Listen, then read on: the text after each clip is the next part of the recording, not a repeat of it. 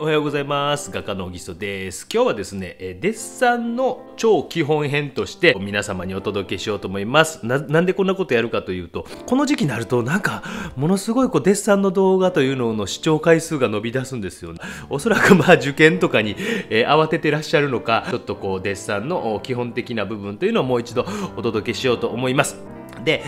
例えば親御さんとかも「あら、うちの息子全然もう受験近いのに勉強してないわ」とかね、そういうちょっとでも言いたいけどなかなか言えないとかっていう人もこういうところをポイントにとかですね、受験生でもぼちぼち試験次回からということで最終チェックのために「いやこんなこと知っとるわ」っていう人はほとんどだと思いますけども、とかあとはもう一般の人でデッサンって全然習ったことないから分からへんっていう人のためにちょっと動画を作っていきたいと思います。で、本当にデッサンって何ぞやっていう話なんですけども、ものすごい難しいですよね。もうすごくでやっぱり物があるということを描くということがまず基本やと思うんです。もうこれはもう基本やと思います。例えば抽象画とかっていうのは物なかったりしますよね。で、大体デッサンっていうのは物がある。じゃあどういう状況にある、どういうものがある、どういうそのものがあるという中にもいろんな言葉がありますよね。で、この存在しているとか重さとかどういう手触りとかね、そういったものを描いていけるかどうかということがまず大前提じゃないかなというふうに思います。だからちょっとそこのところまず頭の中に念頭に入れておいてください。ものがあるということですね。じゃあものがあるってどういうことなのか。で、あとはデッサンって一般的にはだいたい単色に近いのが多いかなと思います。で、あんまり僕もその辺カテゴリーをするのも好きではないので、例えば有色の色のついた紙に白と黒で描くっていうのもやっぱりデッサンかもしれませんし、すごく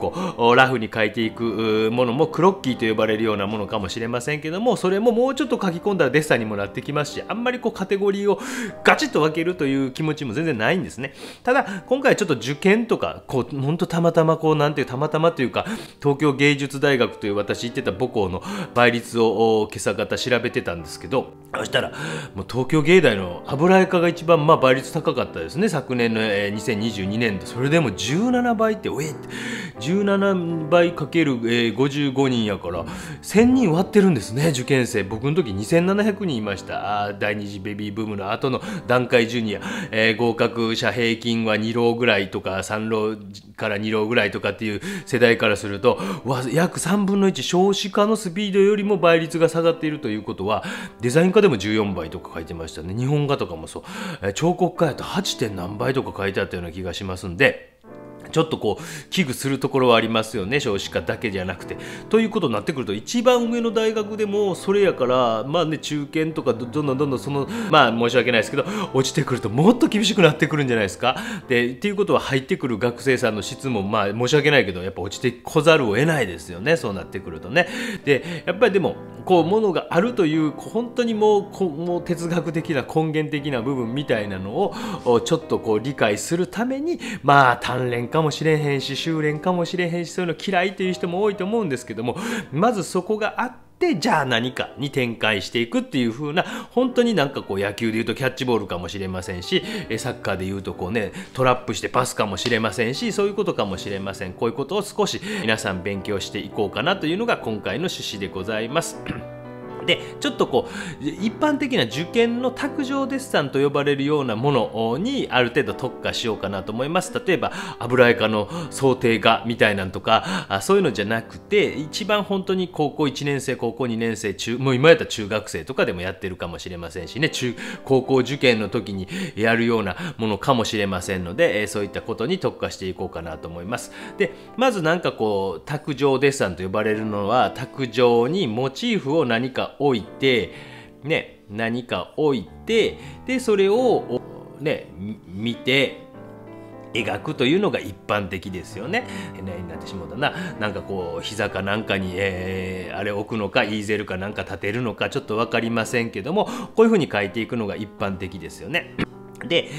必ず右利きの人というのはもう当たり前、もう超初心者向けですよ。でもこれ結構いるんですよね。右利きの人というのは右手で書き張りますよね。右手で書いていくという時に必ず左側から見るようにしてください。これ意外と言います。必ず左側から、自分の目から左側からモチーフを見るようにしてあげてください。なんで分かりませんけどもね、見るようにしてあげてください。これ結構本当にいるんですよ。なんかね、すごいトルネード画法っていう、僕こう書いててこう見てる人いるんですよ。うわ大変やなと。で極力頭は動かさないって、これも本当に基本中の基本なんです。頭は基本的に動かさないで、目ん玉だけチラッチラッとね、チラッチラッと見るというような感じにしていくようにする。モチーフ7、3ぐらいの気持ちで、本当にもうモチーフを大体こう見ながらが多めにしていくというのが本当に一般的です。で絵の方を3割ぐらいかなぐらいの感じで、もうここのところをこう間違うとすごく形とかすごい狂いやすいですので、うおーってね、うちのチビがよくこなして踊ってますけども、ちょっとそこのところ間違わないようにしてください。そして本当によくあるんですけど、もう離れてよく見てあげてください。どういうことって感じかもしれませんけども、ね、離れてみるということをよくしてあげてください。どういうことっていうことかもしれませんけど、やっぱり近くで見ていると自分は正確やというふうに思いがちです。ものすごいこう人間って優しいもんで、自分に甘いもんなんですよ。でやっぱりこう離れてみたりとかして、要は客観的に見るとかいうふうに言ったりするんですけども、離れて見てみて、もうやっぱりこういろいろ見てきましたけどね、モチーフがあって、で絵かなんか置いて、で離れて見てあげるという風にしてあげて、でなんかモチーフと絵がこう近くにあるような状態にして見てあげたりするようにしてあげたりすると、形の狂いとかっていうのはある程度フォローできますので、ここのところは本当に離れてよく見るっていう人はやっぱり伸びます。だから絵ばっかり見るっていうんじゃなくて、絵とモチーフ同時に見るっていうことをやっぱできているかっていうのはやっぱある程度で、本当にこう形を直すというね作業ってめちゃくちゃ時間かかるんですよね。ただもう形ってもう当たり前のように狂っていたりすると、そこは減点法になってきて、もうね、下がってしまいます。もうそこが形が狂ってるってだけでも下がってしまいますので、ちょっとそこのところは本当に注意しながらやっていかないと、形が違うとかっていうことにちゃんと気づけるかっていうことですよね。じゃあ形っていうのはどういうことかってなってくると、形って皆さん普通に考えたら、例えば 500ml のカンカンか 350ml のカンカンかってなってきたり、例えばカンカンね、だいたいこれぐらいの縮尺が 350ml かなとかに対して縮尺としては、これぐらいかな 500ml かなって、ある程度客観的に見たら分かるんですけど、一生懸命書いてるとこれ分からなくなるんですよ、意外と。で 250ml って今あんまなくなりましたけども、昔こういうそれぐらいのあったんですけど、例えばこれとこれの500と 250ml って比率ね、そんなに縦横の比率はね、例えば1対2としたら1対2ぐらいな感じだったりするんですけども、いやここにリンゴが来たら、なんかこう他のものが来たら、だいぶこっちが500やなとか、こっちが250やなとかっていう風に分かりますけども、これを例えば250をドーンとでかく書きすぎると500に見えたりとかすると。だからそれを自分の中で客観的に見えるかっていうことが大事なんですよ。で客観的に見るって難しいんで、さっきみたいに離れて見るっていうのが一番で、僕は本当に最近やってる人は見かけなかったですけど、ちっちゃい100円ショップの手鏡を通してこうやってこう見てあげるんですね。こうやってね、顔は向こう向いてますよ、顔は向こう向いて、でこれが映っている状況をこう見てあげたりすると、形の狂いってすごく分かりやすいです。要は大体反対にしても大体同じなわけじゃないですか。鏡通すと反対に見えますよね。反対に見え何の絵やって感じかもしれませんけど、反対に見てみても形は形なわけですよ。でそういうふうにこう反対に見てあげたりとかすると、形の狂いとかっていうのは分かりやすいです。人間も大体生体症ですもんね。でその人間の顔とかもそういうので見やすかったりしますので、そういうのは注意して見てみてください。書き出す時にね。じゃあ今度書き出して絵を描いていく時に、画面に対してさあどうかっていうことを考えてみてください。今やったらずっと書いてるのはリンゴとなんか分からんけどカンカンかなんかですね。で、これも何度かこう構図の話とかで言うたことあるんですけども、上に対して若干下を大きめに開けてあげた方がよ、もう絶対の答えじゃないですよ。もう答えというのを求めたがらないでくださいね、私の動画では。これは一般的な昔からの受験というものに対して一般的な回答です。で、石膏デッサンとかも書いてもね、大体ズバーンとか切れてたりする人多いんですけど、大体じゃあこんなもんかなということで、下の方がちょっと大きめに開けてあげるということをしてあげた方が、でプラスこの影というものまでですね、モチーフに描いてあげる。でこういう風に。でもこれやったらこう影を落としたら、今度こっち側がこっちよりもね狭くなりましたよね。狭くなりましたよね。だからこのぐらいでとかこのぐらいでって影の中までしっかりモチーフとして三角させてあげるようにしていってください。これ大事ですのでね。でちょっと下が詰まりすぎたりとかするとなんか窮屈に見えたりで、もう形を描き出す時というのは本当にこう優しくね、こう鉛筆をこういう感じで持って、本当に一番上どの辺かな、一番下どの辺かな、左サイドこの辺かな、モチーフどの辺かな、影この辺かな、この辺かなとかっていう風に優しくこうやりながら図工ですねやっていくと。分かりませんよ、なんか知りませんけどね。で影の形ってどうかなって。で本当にこう、優しくこうで、そうすると練り消しとかで、ファッと消えますので、なかなかねもう iPad に慣れてきた世代としては、いやもうこんな面倒くさいことしたないというふうに思うかもしれませんけども、消しゴムとかで、余分なとこを消していったりとかしながら、少しずつこうでモチーフの一番上一番下みたいなとかねしてあげてください。そうすると形というのは少しずつ決まってきますよね。で鉛筆ツールに変えましょうか。一番下一番上とかね、こんな感じで描いていくとね。で光の方向ってものすごく大事です。光の方向というのはやっぱりしっかりと定めてやってください。で、逆光でもいいですしね、今みたいに僕みたいな側光でもいいし、おじさんをちょっと光の方向だけで変えてみますよ。今ねこれ正面に近くなりましたよね。逆光気味に変えてみますよ。ね、これだいぶ印象変わりますよね。っていうふうに光の方向っていうのをしっかりと定めてあげるということも大事です。でもう受験なんかではもうこの席とか決まってたりするので、もうそこはだからいろんなパターンで試しておかないといけないかもしれませんよね。それが光が乱反射していろんなところに影落ちてるということも結構あったりします。でそういう時はちょっとある程度ここが一番強いかなっていうふうにちょっと決めてあげたりすればいいかなというふうに思いますので、ある程度この辺かなというふうに決めてあげてみてください。難しかったらある程度側溝から斜め前とか斜め後ろとかっていうふうにした方がいいかなというふうに思います。ある程度光とか影とか上とか面が決まってきたら大きめに仕事とかをしていきます。で形というのが第一段階として決まったら形とか構図がある程度決まったら、でこの前の段階としてすみません、何を描きたい、これもうしっかり考えておいてください。何を描きたいってモチーフのこともあっていいんですよ。リンゴ描きたいとかカンカン描きたいとか何でもいいんですけど、でそのもう一個先の言葉を探しておいてください。どういうことかというと、リンゴの質感、難しいけどリンゴの美味しさかもしれない。リンゴのこの赤さとか、カンカンのこのツヤとか、この要は何かの何かぐらいまで先考えとかないと、すごく平凡的な絵になってしまいます。その一個先を伝えるんだというふうに思っておかないと。これはどんな絵でもそうなんですね。別にデッサン以外でもそういうとこありますので、その一個先のところをしっかりと伝えれるように準備しておいてください。というか、書き出す前にここもう無理やり、これ受験の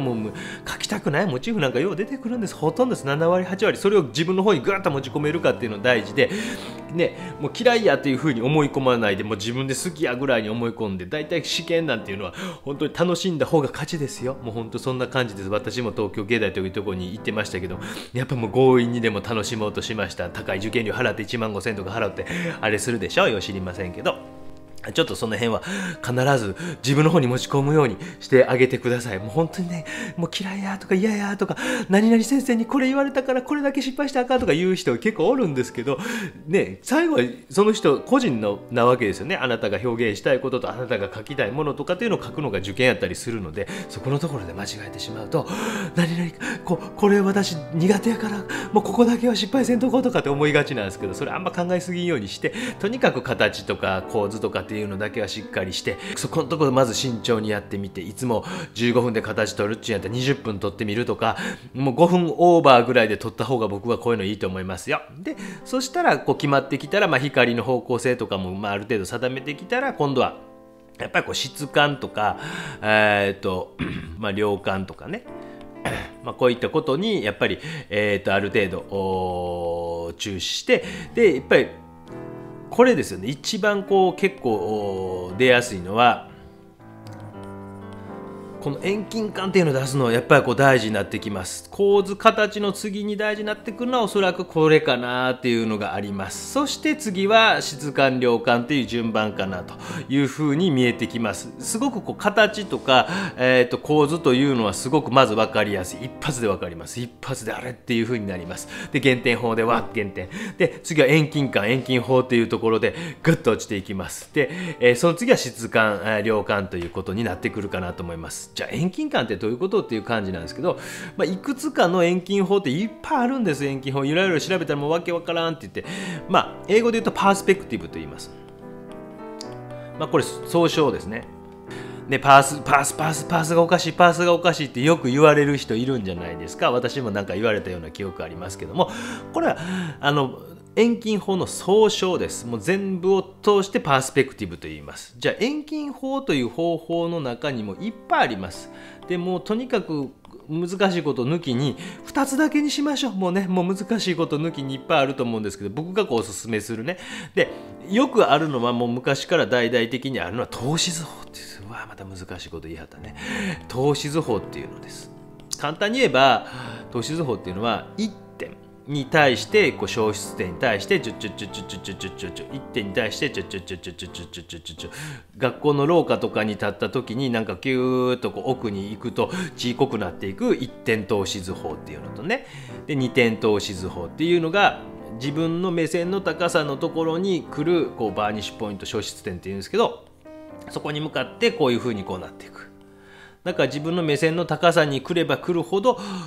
なんかね、ちょっとずつ僕の例えば手のここのところが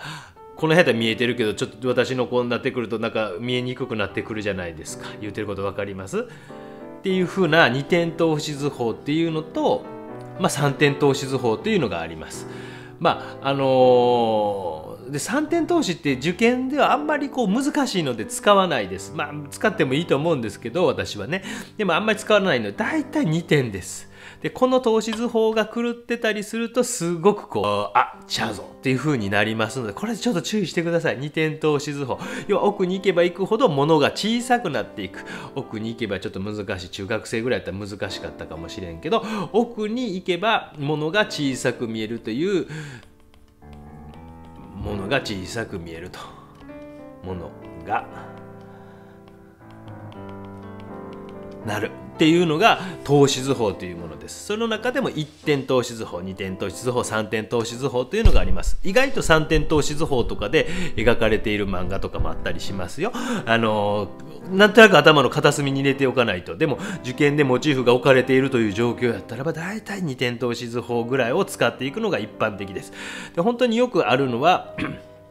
自分の目線の高さっていうのはやっぱ分かることですよ。それでモチーフがだいたい自分よりも下にありますよね。だいたい下にあって、なんかティッシュ箱かなんかしておきましょうかね。でやっぱり例えばこういうのに、箱とかね、気化形態とかこういうのに出てきます。で自分の目線の高さに対してビューッとね、てんてんてんてんてんてん、あんまそこまでオーバーにはつかないですけど、やっぱり手前の方が奥よりも大きくなる。ね、手前の方、手前って分かりますかね。奥よりも手前の方が大きくなる。っていうことを間違わないようにしてください。これとこれもそうですしね。手前の方が一番大きくなる。で、自分の一番手前っていうのはここやなということ。だからモチーフとかを見るとき自分の目線から見て、自分がここにおったら、真上から見た時ここが一番前やぞとかっていうところをちゃんと理解しないといけませんよね。一番前がどこやぞっていうところね、真上から見たりとかしてっていうことを、これは結構もうすぐ僕ら、プロから見れば一瞬で分かります。だからこの透視図法っていうのは絶対にこう間違わないようにしてください。これは例えばカンカンとかでもそうかもしれません。自分の目線の高さのところに近づいていけばいくほど水平のこの楕円っていうのがちっちゃくなっていってオーバーに描きますよ。下の方に行けばこんな感じになるっていう、これをもう本当間違わないようにまずしっかり気をつけてください。透視図法的にもう親御さんもこれ見たら分かるでしょ。あれこれパースちょっとおかしくないで、お子さんも俺のがやってるんやからとか言わずに、そこはね受け止めて、ちょっと確かにおかしいなとかっていうのを見てあげてください。透視図法的な遠近法と、もう一つはね、よく言うのは空間遠近法なんですけど、僕はこれ空間遠近法じゃないって言ってるんですけど、モチーフで手前の方をこう背景を白いキャンバスにしていた場合っていうのは、手前のものと奥のものやったらもうオーバーですよ。これめちゃくちゃオーバーに書いてますけど、こういう風に前後を出すために手前の方を濃く、奥の方をっていう風に書いてあげたりするという、方法があります。でこれもすごくオーバーですけど、僕はこれ対比って言ってます。対比。何の対比かっていうと、例えば大体はこう背景を白く描くんですけど、この背景との対比を強めて、これもちろんこれも透視図法的な遠近法でもあるんですけど、対比というのを強めてあげる、背景と白さとの対比みたいなのを強めてあげるということをすることによって前に見えたり後ろに見えたりっていう風に、ここは嘘つかなあかんですよ。だから遠近感を出さないといけない。もうこれよく言うんですけど、この感を出せるかっていうのがデッサンのポイントですよね。もうそのまま描いたから俺は正しいんやっていう人いるかもしれないですけど、いやいやちょっと待ってよと、こういう薄っぺらいものの紙の中にあたかも立体があるような感じに描けるかということが大事です。でこれ例えば空間遠近法ってすごく壮大なね、もう向こうの方に山が見えるとかで、そうなってきた時に薄く白くもやがかかってくるんですけど、このぐらいの距離にそんなもやかからんから、もう基本的にはこれ対比やと思います。で対比というのを強めてあげて弱めてあげてみたいなことが、同じモチーフが2つあったとしても奥をちょっと弱めてあげて周りとの対比みたいなのとかをつけてあげたりする。で立体とかを出すためにも少し輪郭を弱めてあげたりすると、今度はスフマート技法っていうんですけど、ちょっとその輪郭が丸まっていくみたいな感じに見えてきたりとかします。でこの対比というのをしっかり出してあげるっていう、この遠近法、この2つは最低限押さえておくと、なんとなく例えば、よくあるんですけども、で例えば同じぐらいのグレーがあるとして、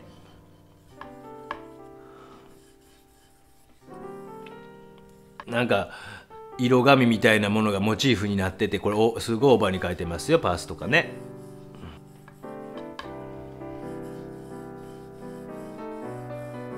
で例えば手前と奥で見たら同じような色で、これにほんの少しだけ例えばちょっと意識して、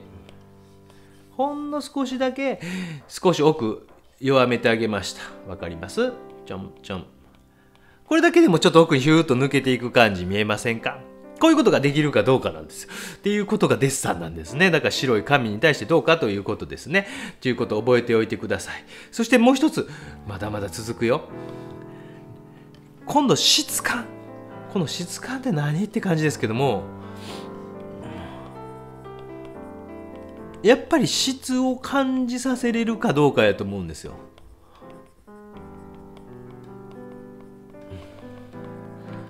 でこの質を感じさせるということはどういうことかというと、例えばツヤがあるもんとかやったらツヤっと光っとるとかね、ザラッとしてるとかで、そういうことなんですよね。例えば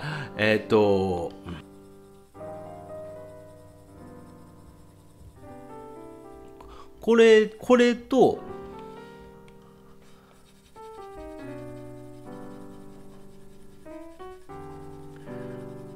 これやったらやっぱりこっちのがざらついてるなとか、こっちのがちょっとツヤっとしてるなとかって分かりませんかね。でもっとこう例えば硬い鉛筆みたいな 4H ぐらいとか使ったらとか、もしかしてこれぐらいの感じやったらもっとツヤっとしてるかもしれんなとかね、ここに消しゴムかなんかでギューッと書いてあげる感じの中でもやっぱ見え方が違ってきますよね。ざらついてる中にあるものと真ん中ぐらいで、こういうふうに鉛筆と消しゴムとかを使ってやっぱり質を感じさせてあげるということが質感です。で、ここのところもやっぱりポイントです。遠近感と質感みたいなのは大事です。で、そのポイントっていうのも例えば、私はハイライトと稜線っていうふうに僕はよく言ってました。ハイライトと稜線っていうところにモチーフの何かこう特徴みたいなのが出やすかったりします。例えば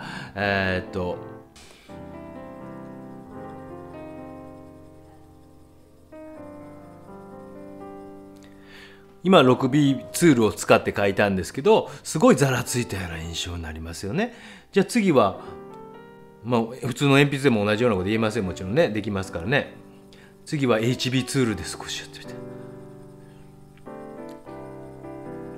いろんな方向でやってください。これやったらね、どうしても今斜めばっかりですので、おじさんは四十肩なのであんまりこう腕を上げたくない、いろんな方向で今こう書いていってます。今 HB を入れました。例えばここにティッシュでこすってあげるような雰囲気みたいなのを、光をこう持ってきてるとね仮定して、例えば下に落ちている影みたいなのとかも、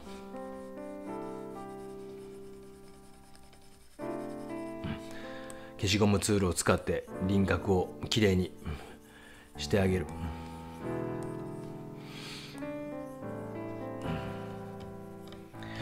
でやっぱりこうハイライトのところっていうのをねこう書いてあげて、少しずつ鉛筆立てながら書いていく。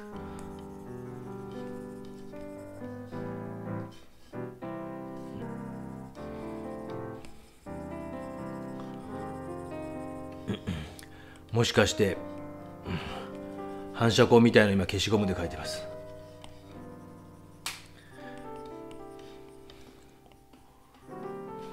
ごめんなさいね、あんまりうまく書けなかったですけど、そういうこうざらついてるとか艶やかなとか、そしてハイライト、鉛筆の質感みたいなの使い分けていってあげたりすると立体感みたいなんていうのは出てきたりします。消しゴムとかを練り消しを使って少しこう明るくしてあげようとか複雑にしていこうと。でタッチもどんどんこう複雑になっていきますよね。鉛筆を立てて最後の方書いていって、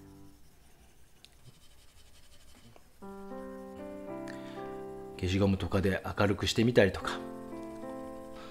っていうふうに質感っていうのを少し感じさせてあげるということをしていって、私はいつも言っているのはこの稜線と呼ばれるようなところっていうのは実はまだあんま書いてませんけど、この稜線と呼ばれるようなところっていうのは質感っていうのを感じさせやすい。あとは反射光じゃなくてハイライト、すみませんずっと間違えたかもしれませんね。ハイライトというところはやっぱり、すごく出やすい。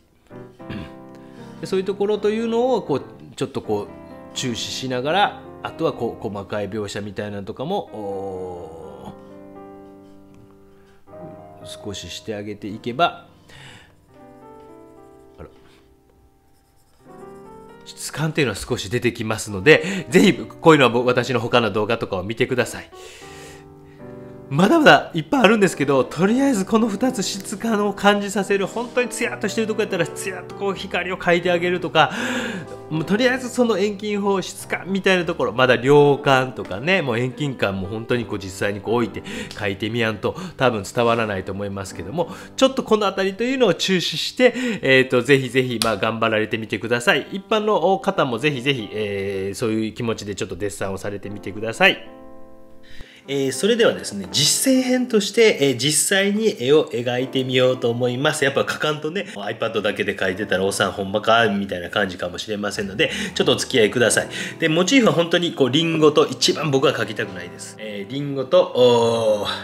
カンカンを用意しました。でね、もうほんと初めにやっぱりこうモチーフを設定するということも大事で、この並列してこういう風に置いてしまう。でどっちが主役か分からへんで、今回のお話の流れで言うと、リンゴを少し前に出してみようかなっていう感じですね。でリンゴもちょっとだけこう例えばこっち側に傾いていて、例えば朝日のロゴがこっち向いてたら、なんか両方ともこっち側左の方に寄っていってしまうような感じあるじゃないですか。例えばそのロゴとかもさあどの角度がええかなとか、ここのヘタとかもどういう風に見えた方がええかなとかっていうことをちょっとこう選定していったりしながら、動かしながらちょっといろいろ動かしながら、やっぱスーパードライ描きたいな思ったら前にしてみるとか、でそういう風にちょっと動かしながら見ていってみてください。この辺りかなと。でリンゴっていうのは拭いたってください。ツヤ出てきますよ本当に。だから書き出す前にやっぱりモチーフを学んでてあげる。かわいいわ言うてね、かわいいわリンゴちゃんめっちゃかわいいわ言うてこう学んでたってください。そうするとツヤがちょっと出てきますよね。そういう風に書いてあげてください。それでは行きましょう、ね、でまず鉛筆はしっかりとまず削っておいてくださいね。3B、芯を少し長めにしながら鉛筆を削るということをしていてください。紙の上でやらないようにしてくださいね。私はこれ動画撮ってるので、これはステッドラーのめっちゃ黒いという鉛筆ですね。2B、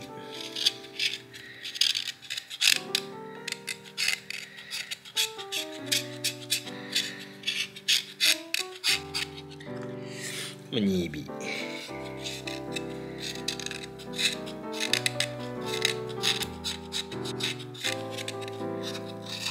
最後ちょっと立ててあげる。カッターを立てて直角にしてあげる。それから紙やすりなどでね。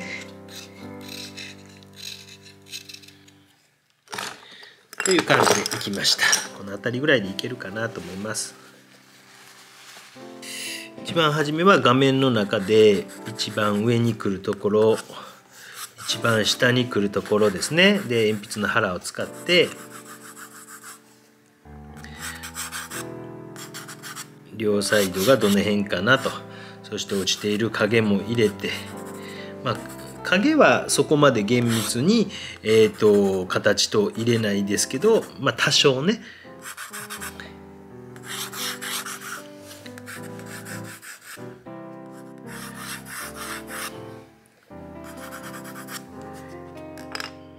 これはコットマンという紙使ってます。コットマン 3B に変えました。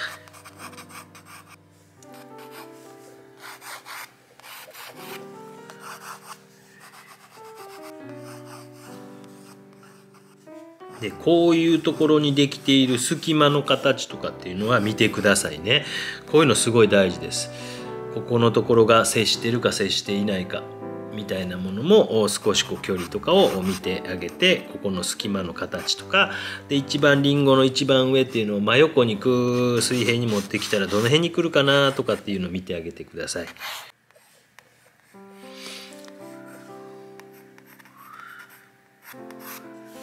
で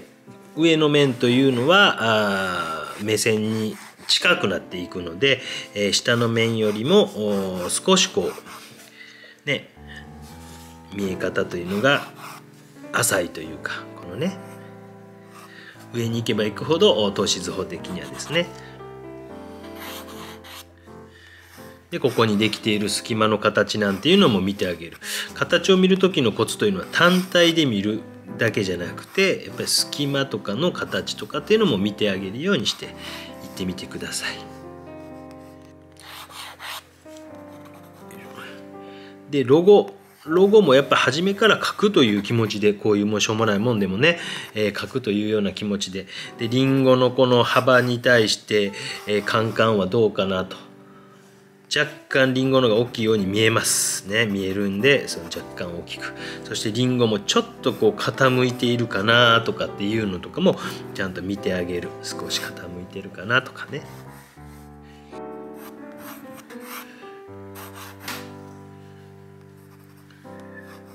こっち側に逃げていくのに対して少しこっちに逃がすためにここにロゴをこういうふうに書きました。でこのに合わすようにこうちゃんとこう一回こうしっかりとこう楕円を書いてあげてください。でアサヒドライ日本一書きたくないですね。アサヒスーパードライが悪いわけじゃないですよ。ね。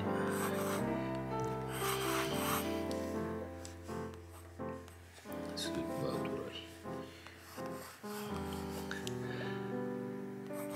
ライ IHAS でこのくらいになってきたら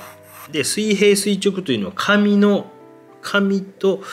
ね、上の面これが水平垂直になりますから二点透視図法の場合っていうのはこれに合わせてちゃんとで鉛筆とかで僕なんか高校生の時こうやって測ってました。こうやって大丈夫かなとかね。で少し余分な線を消していきますね。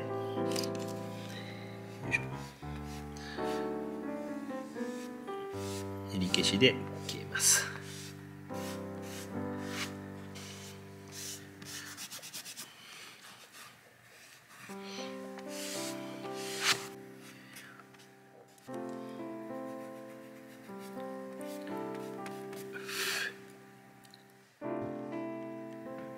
このぐらいで必ず離れて見てみてください。何でもこう見ることが一番いいですよ。自信ないという方は特にね。で少し鉛筆の腹を使って陰影を描いていきましょう。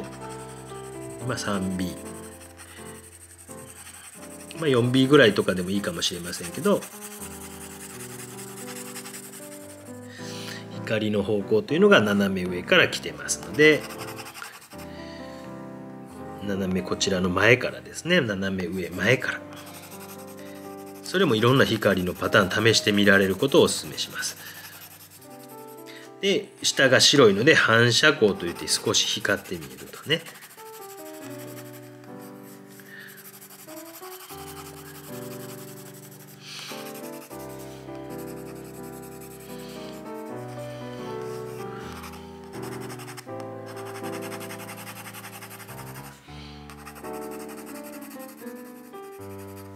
ハイライトね。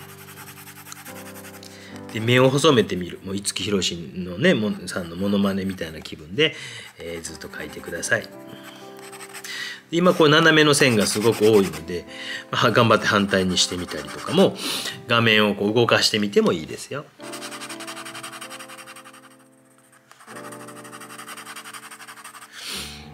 白い点々みたいなのがあるんで少し鉛筆を丸みのあるこの 3H ぐらいで書いといてもよかったですね。すみません、今分かりました。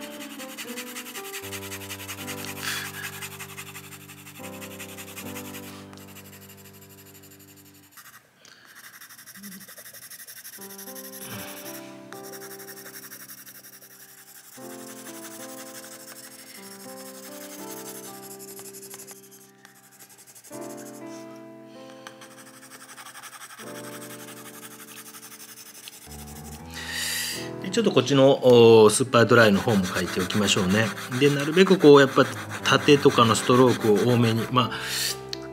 私はこう寝かせて書いてるから、ちょっとうまくいかないんですけどね、なかなかこう線がね立ててこう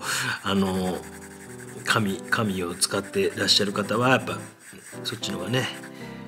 いいわけです。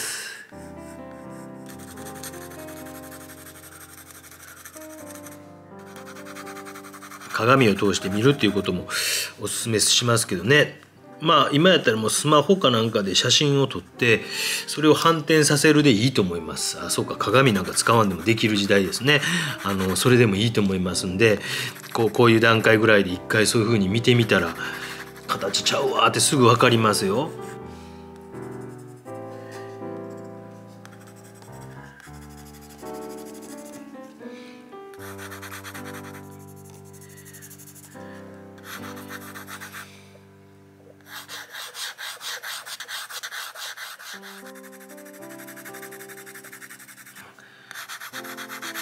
なるべくムラなくね、なるべくムラなく頑張って優しくね。このくらいまで来たら一回ティッシュで、こすってみましょう。ティッシュでね。稜線と呼ばれるような線は少し残しつつ、せやないところはでちょっと優しめにね。こういう指紋ですね。これね、そういうの油とかもついちゃいますから、こう画面にあんまり素手で手をつかないようにする。細かいわね。少しはみ出してもいいですのでね、別にね。でこういうカンカンもやっぱ稜線と呼ばれるものとかはありますよね。でここにキラーっと光ってる、ちょっと別のとこからライトが来てるんですけど、そういうのも見えますね。もう一回、同じような感じでちょっとやっていきますよ。もう一回やる。しつこいですね。ちょっと特にこう両方ともツヤっとしてるもんなんで、例えば毛糸とかやったらもうちょっとこうね、ザラーっと描いてあげた方が良かったりしますよね。少しツヤっとしてるもんやから、土台としてはあくまで油絵家の私が20何年前やってたやり方です。まあ今も作品見たらそんな変わってないかなと思いますし、友人も予備校の先生してて見たらそこまで変わってないかなと思ったんで多分大丈夫だと思いますけど。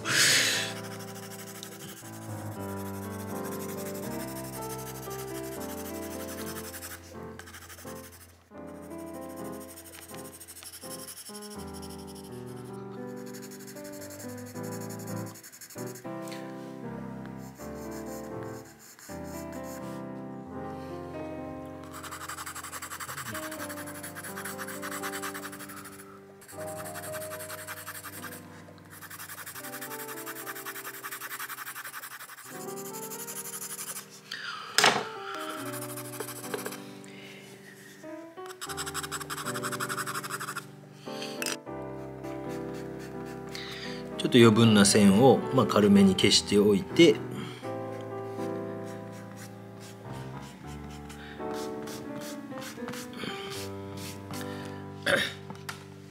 これ私のやり方ですよ。ほんとね。消しゴムでなるべくこうものすごい黒い消しゴムとかあると思うんですけど、もう汚れてね、石鹸で洗ったってください。で石鹸で洗って乾かしてください。そうするとめっちゃ綺麗になりますんで、ね、そういう道具の手入れとかもね。でこういう風に切りました。でちゃんと形を見て、ここやっていうとこでいけゴーでちゃんと形を見て、ここやっていうとこでいけゴー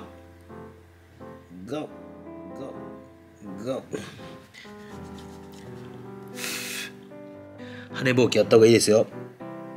またなくしました。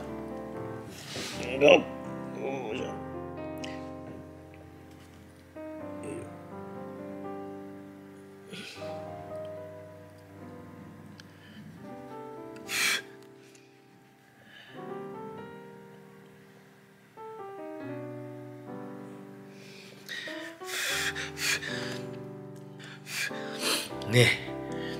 ここもゴー。さすが油絵か。いけゴー、一発だ。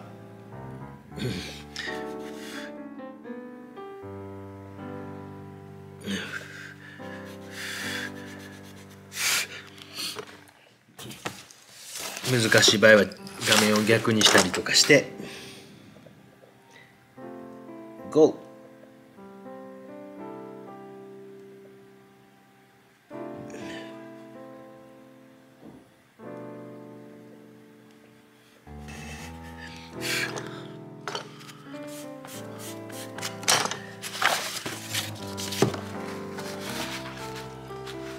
という感じで土台ができてきました。ここからは鉛筆を立てて書くことが多くなってまいります。鉛筆をね、この土台ぐらいを作ってからですよ。もうあんまりもうここからそんなにこすらない方が、でこするにしても例えば達筆などで細かい描写みたいなのは結構いいかなと思うんですけど、やりすぎてしまうとですね、本当にこう汚くなってしまいますので、この土台をもとに鉛筆を立てながら、ある程度ですね、で輪郭線のこう境目みたいなのはどっち側に来てるかなとかっていうのはよく見てあげてください。こっち側が暗い、外側が暗いとかね、モチーフの中が暗い、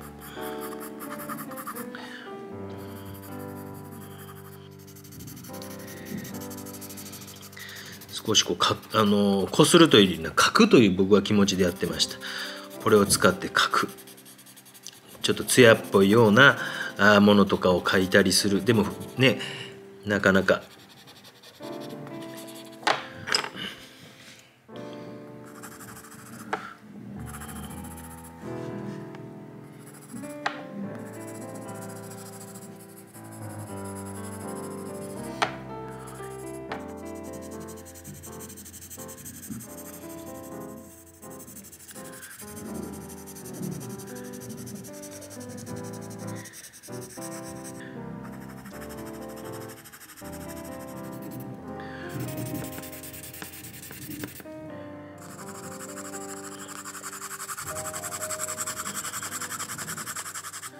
画面の中で一番白いところっていうのはどこかなと思ったらここなんですねとか、こことかね、その基準に対してどれぐらいかなと、ほんの少し色をつけてあげた方がいいかなっていうんだったらそういう風にしてあげる。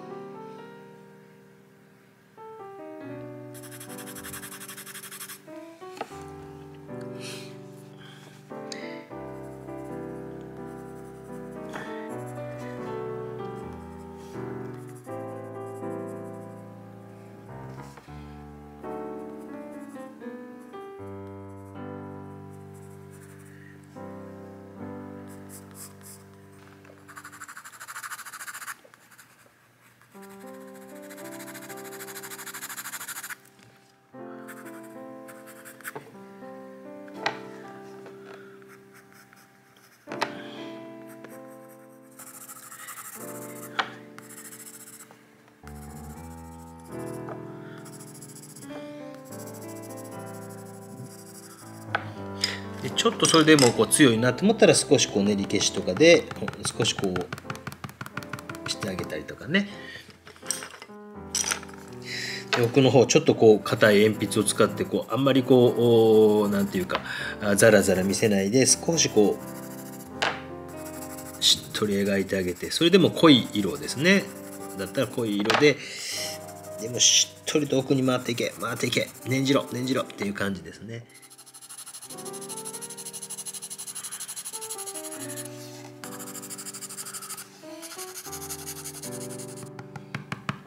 消しゴム練り消しを使って少しこうタッチを複雑にしていくんですね。でも本当にこういうものは僕はいろいろやっぱ回転とかさせながら描かんと難しいかなと思ってます。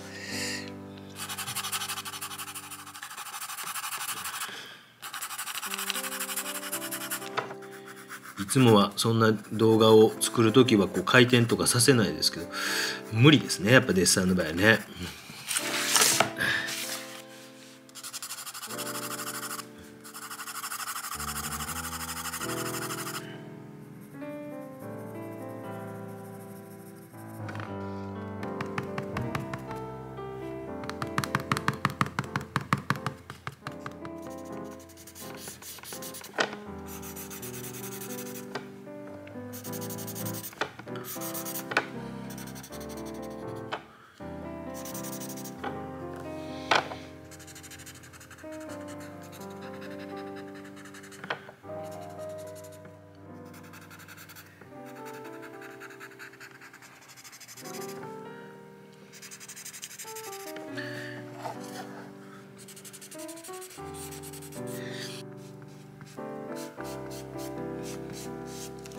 少しこれだとざらついてるんで、少し優しくこすってあげたりとか、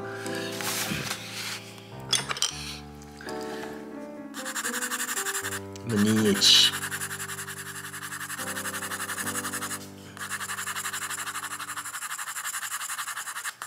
で上に行けば行くほど水平のタッチになっていく。ちょっといろんな方向で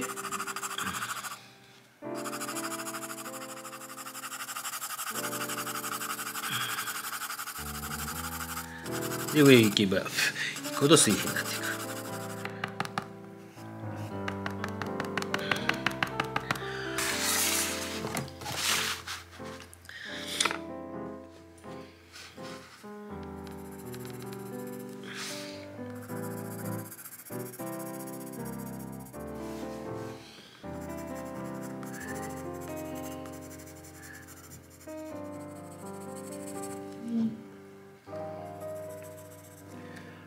奥の方に回り込んでいく形とかもね、すごい慎重に。でも何もしないわけじゃなくて、やっぱりこう書いてあげやんといかんから、ちょっと硬い鉛筆を使いながら奥のところを回り込みも意識しながら、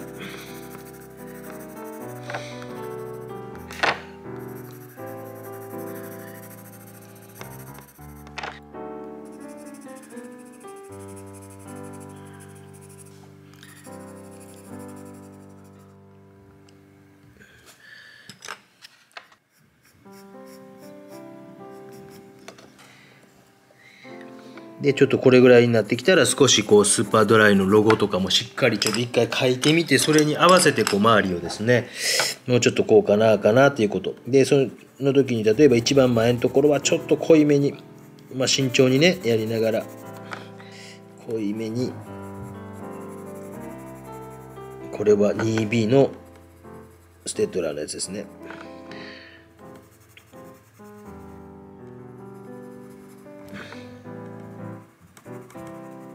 ちょっとずつこう薄くというかね、次に 2B、 だいぶ違うね。一番端の方にこの 2B ぐらいにしましょうか。 2B のステッドラー、要は真っ黒のやつよりはちょっと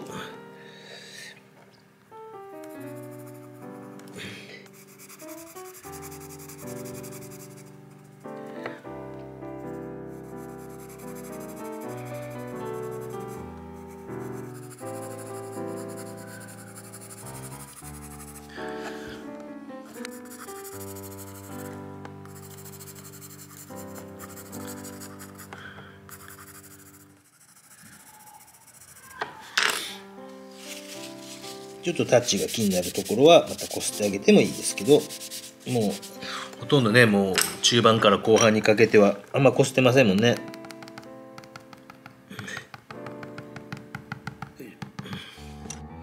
この朝日も少し筆圧を奥の方に行けば行くほど少し弱めに書いてあげて、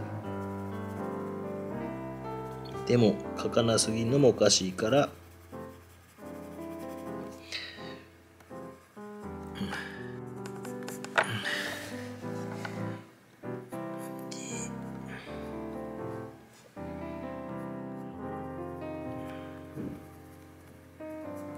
赤い字なんで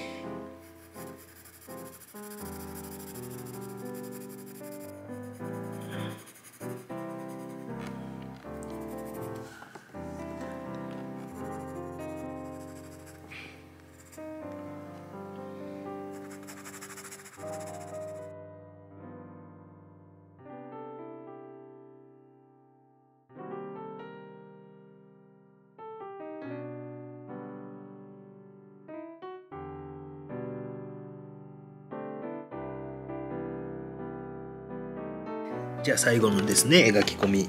のところを少しお見せしながら1時間半ぐらいかな。きつい。心の声が漏れまくってますが、デッサンっていうのは大変です。